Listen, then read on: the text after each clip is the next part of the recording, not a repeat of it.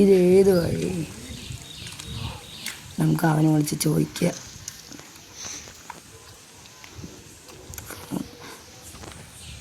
ആ ഹലോ, എടാ ഞാൻ എവിടെ പെട്ടു തോന്നുന്നു, എനിക്ക് ഒന്നും അറിയില്ല.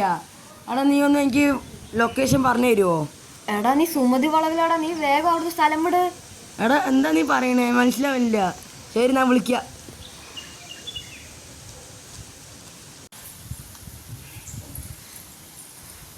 ആരങ്ങോട്ട് പോയത്?